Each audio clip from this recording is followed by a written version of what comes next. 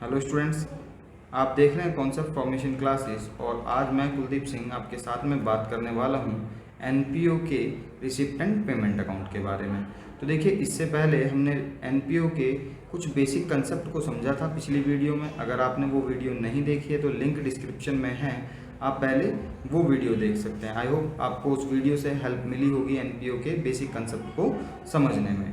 तो चलिए, आज की इस क्लास में हम रिसिप्ट एंड पेमेंट के अकाउंट के बारे में बात करेंगे। तो क्लास को स्टार्ट करते हैं। तो सबसे पहले हम बात करेंगे meaning of receipt and payment account के बारे में। तो देखिए, यहाँ पे हम पढ़ते हैं, कहता है it is an account that show summary of all cash and bank transaction. ये क्या करता है? शो करता है सारी की सारी समरी को किससे रिलेटेड होगी? जो कैश एंड बैंक ट्रांजेक्शन से रिलेटेड होगी। Awkward an accounting period, right. तो एक अकाउंटिंग पीरियड के दौरान जितनी भी कैश में या फिर बैंक मोड से ट्रांजेक्शन हुई होंगी, ये सब उन ट्रांजेक्शन को अकाउंट प्रेजेंट करता है आपके सामने, right. It start with the opening cash and bank balance and and with the closing balance of the cash and bank, right. तो यहाँ पर जब हम अकाउंट को स्टार्ट करते हैं तो सबसे पहले स्टार्ट करेंगे ओपनिंग कैश से या फिर ओपनिंग बैंक अकाउंट से या फिर दोनों से, राइट। और सिमिलरली जब इसे हम क्लोज करेंगे तो क्लोजिंग बैलेंस हमारे पास होगा कैश का, बैंक का या फिर दोनों का। And this is the real account. अगर इसके नेचर की बात करें तो ये एक रियल अकाउंट है and Lay's the basis for the preparation of income and expenditure account and balance sheet. देखिए, ये अकाउंट हमें यहाँ पर मदद करता है इनकम एंड एक्सपेंडिचर अकाउंट बनाने में और बैलेंस शीट को बनाने में। तो चलिए, अब हम इसके कैरेक्टरिस्टिक्स को समझते हैं। तो देखिए, जब बात करते हैं कैरेक्टरिस्टिक्स की तो यहाँ पे क्या होता है, सबसे पहले हमें बताया गया कि ये क्या है, कैश रिसिप्ट एंड पेमेंट की समरी है। यानी कि आपको कितना पैसा एक अकाउंटिंग पीरियड में मिला और कितना पैसा आपने पेड किया एक अकाउंटिंग पीरियड में, इस बात की समरी है receipt and payment account, right. We record all cash receipt during the whole year on its debit side. देखिए, जितना भी आपने कैश मिला है, जितनी भी आपको रिसिप्ट्स हुई हैं, वो आप किस साइड रिकॉर्ड करेंगे?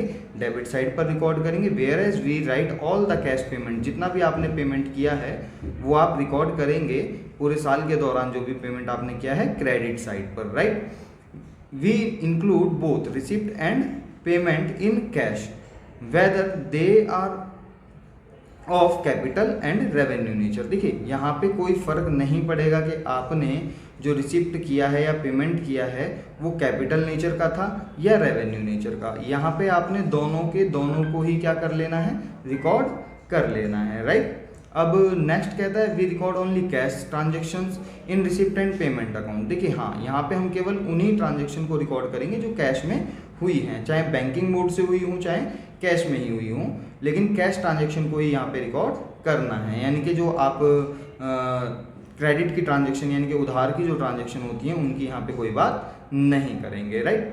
तो नेक्स्ट कहता है opening balance of this account is cash in hand and bank at the beginning of the year. तो जैसे कि हमने बात की थी अभी कि ये जो शुरू करेंगे हम इसको कहाँ से शुरू करेंगे? Opening balance of cash and bank से स्टार्ट करेंगे और एंड करेंगे इसका किससे? Cash in hand and bank at the end of the accounting period. यानी कि साल के लास्ट में हमारे पास जितना भी कैश होगा उसके साथ में हम इसको एंड कर देंगे, right. It generally shows a debit balance, यानी कि नॉर्मल कंडीशन में हमेशा क्या करेगा? एक डेबिट बैलेंस को शो करेगा।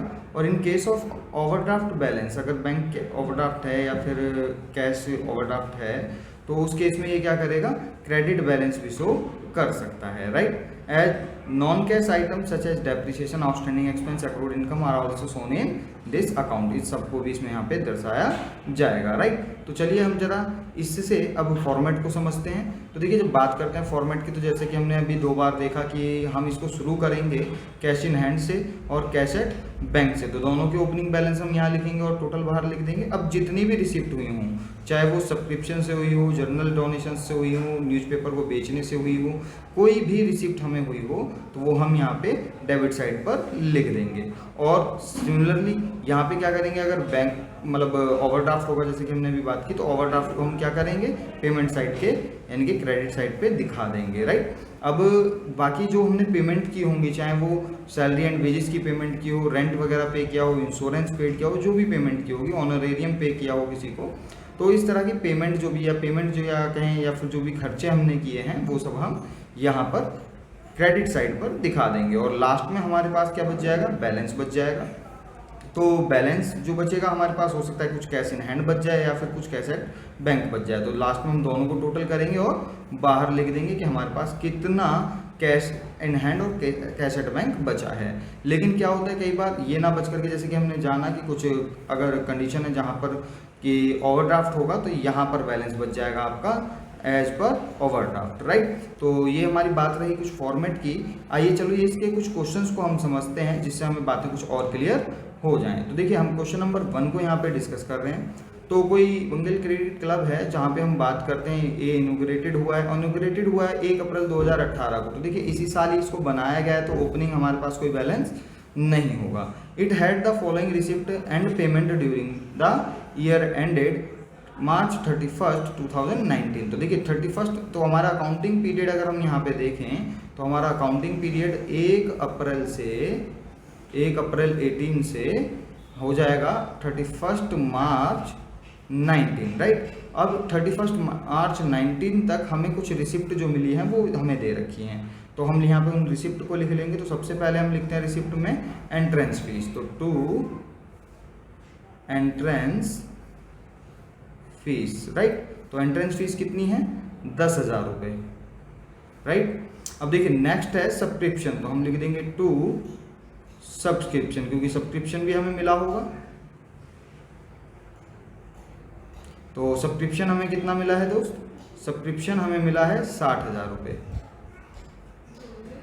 अब देखिए नेक्स्ट है हमारे पास डोनेशन। तो डोनेशन भी हमारे लिए रिसिप्ट है, तो वो हम यहाँ पे ही लिख देंगे। डोनेशन कितना है, 10,000 रुपये। अब देखिए इसी तरह से कुछ पेमेंट भी हमने ड्यूरिंग द ईयर की है। तो सबसे पहले हम रेंट की बात करेंगे, बाय रेंट अकाउंट, राइट।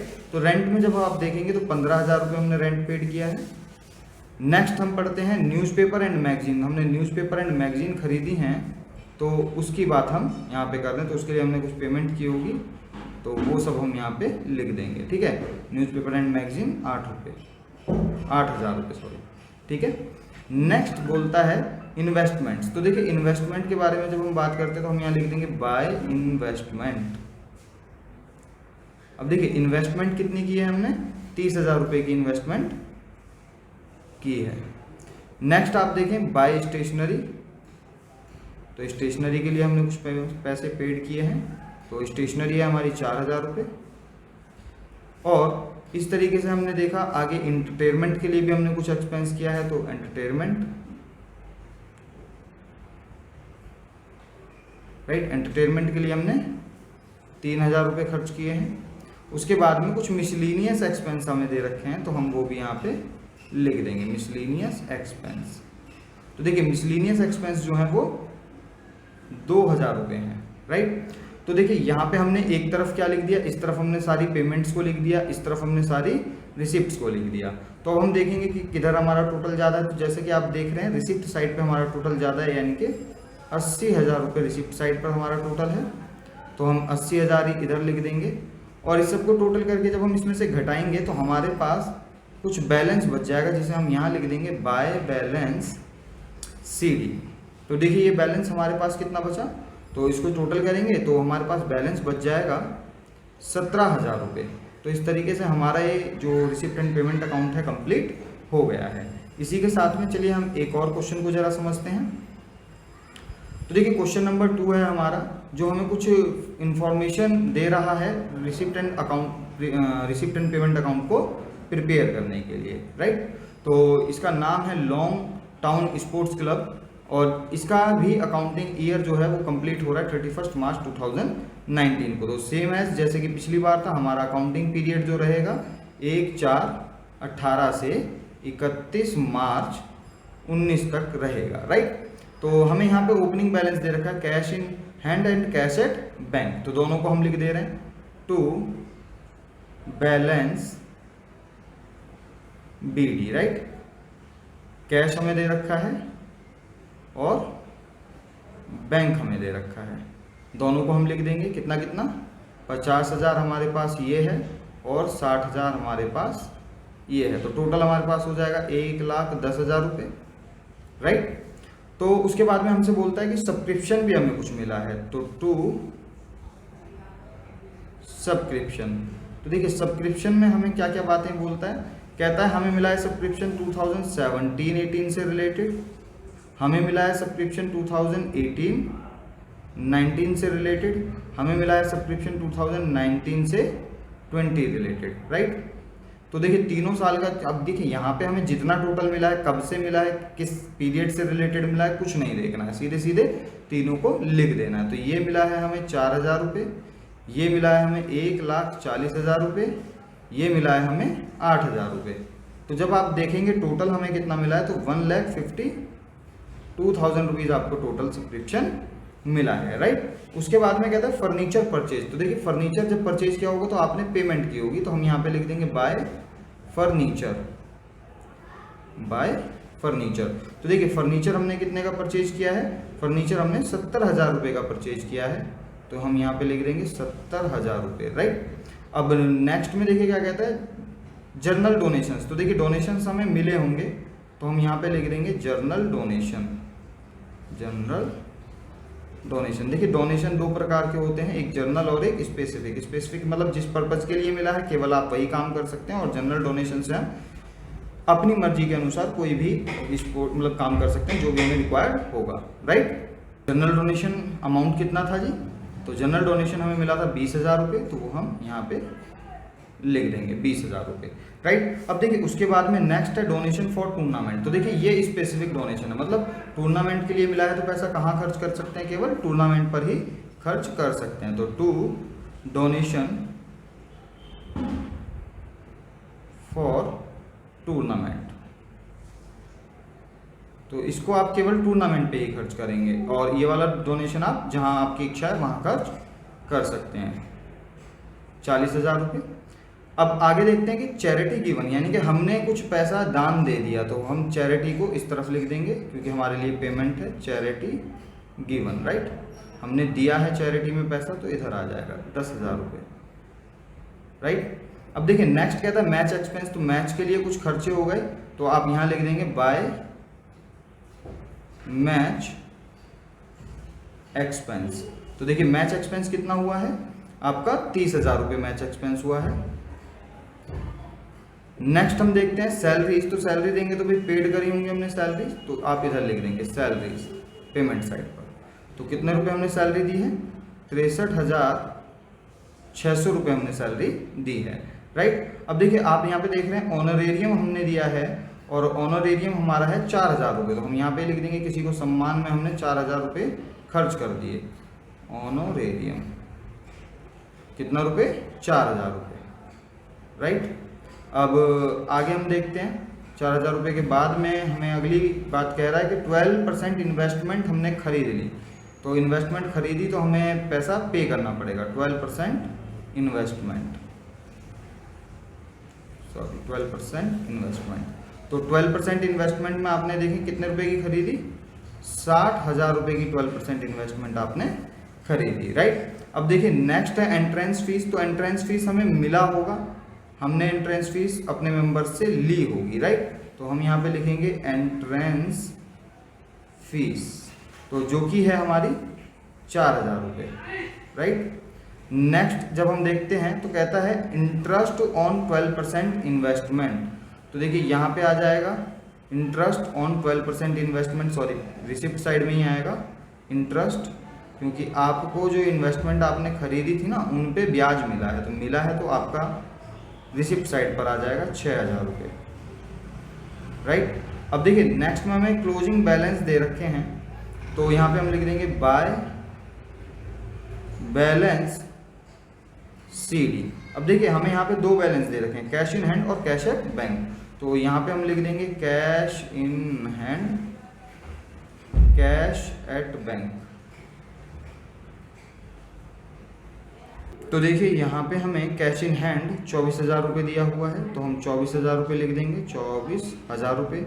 और साथ ही साथ यहाँ पे कैश एट बैंक हमसे पूछा गया है। तो देखिए कैश एट बैंक निकालने के लिए हमें करना क्या होगा कि हम सारा का सारा जो हमारी रिसिप्ट साइड है उसका टोटल कर लेंगे, तो जो कि आ जाएगा 3,32,000 रुपये, राइट। अब देखिए 3,32,000 रुपये ही हम यहाँ पे लिख देंगे, 3,32,000 रुपये, अब देखिए इस 3,32,000 रुपये में से हम जितना भी हमने पेमेंट की है वो सब पेमेंट का टोटल करके घटा देंगे, तो हमारे पास बचेगा 94,400 रुपीज़, राइट।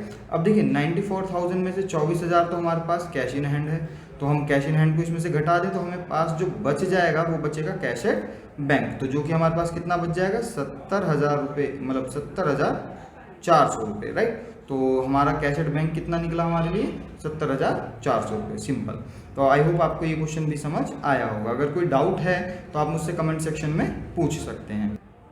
देखिए नेक्स्ट क्वेश्चन जो है ये क्वेश्चन नंबर 3 है, राइट। तो इसको मैं आपके लिए एज अ होमवर्क छोड़ देता हूँ, आप ये क्वेश्चन को करिए और मुझे इसका आंसर निकाल करके बताइए, जिससे कि पता चले कि आपको कुछ समझ आया या फिर कुछ भी समझ नहीं आया। हालांकि मेरी कोशिश होगी कि आपको हर चीज़ समझ आए, लेकिन कोई डाउट है तो आप कमेंट सेक्शन में, जैसे कि मैंने बोला, आप पूछ सकते हैं, कोई इशू नहीं है। और साथ ही साथ दोस्तों कोई अपने फ्रेंड्स सर्कल में जितने भी लोग आपको लगता है कि एनपीओ उनके लिए यूजफुल है, आप उनके साथ भी ये वीडियो शेयर कर सकते हैं, राइट। इससे क्या होगा कि इससे मुझे मोटिवेशन मिलेगा कि मैं आपके लिए और अच्छी वीडियो बनाऊं। चलिए मिलते हैं नेक्स्ट क्लास में, आज की क्लास में इतना ही, तब तक के लिए गुड बाय।